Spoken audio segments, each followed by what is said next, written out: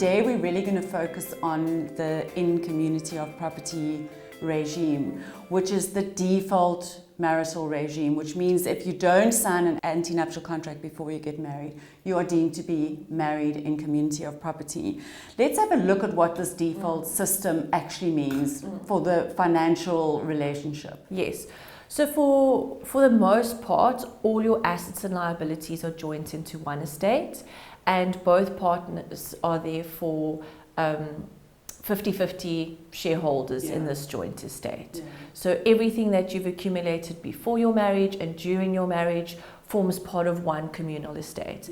And the reason this is so important is it's just you need to understand that when you are perhaps distributing assets or managing assets, they're not yours. They might be in your name, but that entire asset is not yours in entirety. It's actually jointly owned.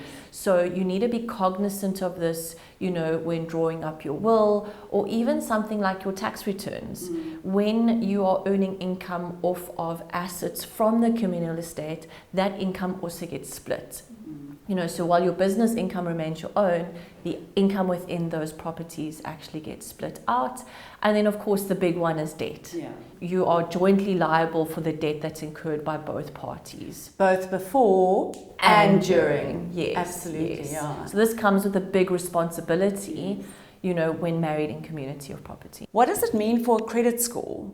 That's a very important point, and unfortunately, women don't realize this until it's too late.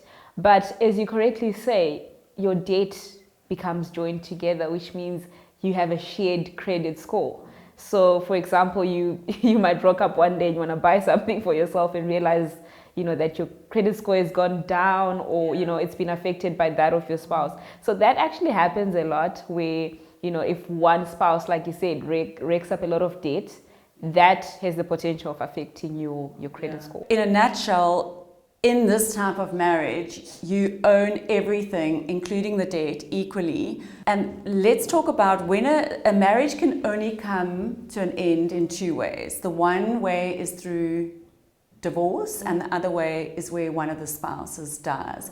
Let's unpack what happens when a spouse dies in a community of property marriage.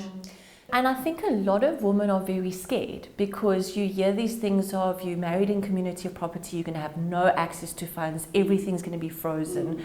So I think what's important to remember is that if you are married in community of property and your spouse does die, the banks aren't going to be notified immediately. So you don't need to be scared about not having access to funds, but just be cognizant of the fact that at the point where the bank gets notified, you could be in a position where funds are frozen and you would need to go and either have access outside of that or open up a new bank account. So just be a little bit aware of that, but don't be scared of it. Sorry, yes. And just to add to that, Erin, there's also another misconception that, you know, if you're married in community of property, there's no need for a will because, you know, what he owns, I own, or what she owns, I own. Each spouse can only deal with a 50% share of the estate, and that would need to, you know, to be dealt with according to the estate administration.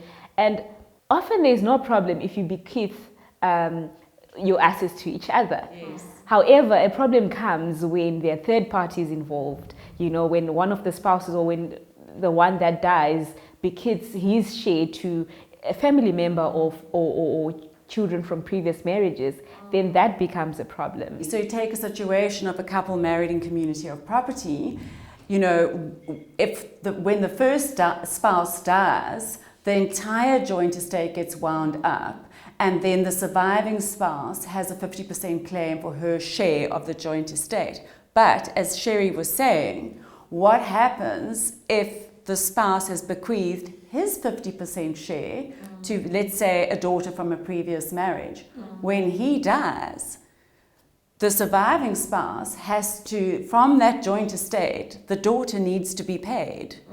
So, and that can create estate planning issues and liquidity problems. Exactly. No, it's imperative that you have an estate plan and that you have a good understanding of the type of marriage that you have, because it has a huge effect on the estate plan and the costs of that estate plan. That's true. And from what Sue is saying, I like the example that you gave. Effectively, what that means is if there's a property, a home maybe that you've stayed in for 20, 30 years, and this share must be paid towards the child or a family member or someone, effectively that means that you need to liquidate this property and give the share to the beneficiary.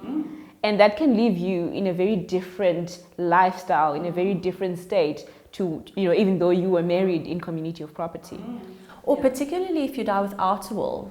Because, you might have drawn up a will and decided this with your spouse at the time. But I suppose the problem comes in is if you die without a will, because then it's dealt with in terms of interstate succession. And, as a spouse, if there are children, you would need to dissolve that marriage then in terms of intestate. Most people don't pay attention to the longer term implications of their marriage contract until they are faced with the dissolution of the marriage.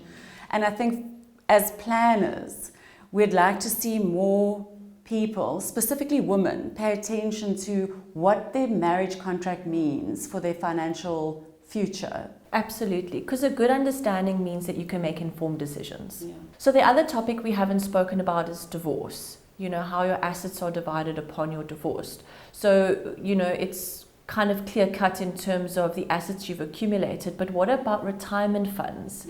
They don't actually form part of your estate. Yes, so when you married in community of property, like you say, upon divorce, everything is shared equally.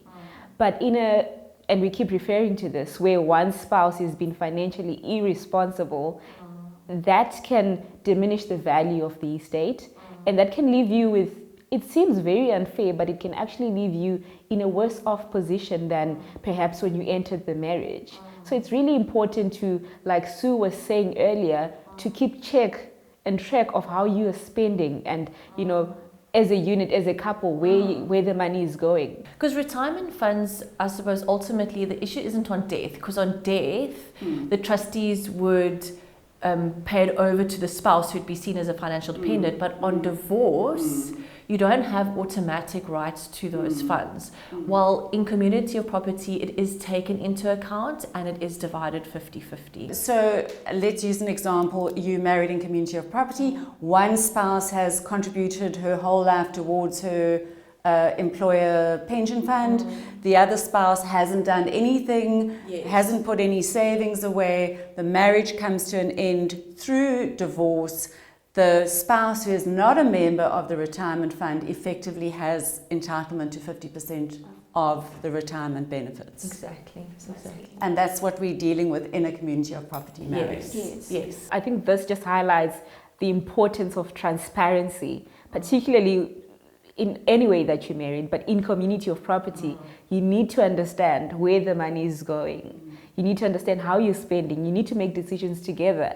Because, when death or divorce happens, all these things will be taken into account, and you just want to make sure you'll be in a position that is fair.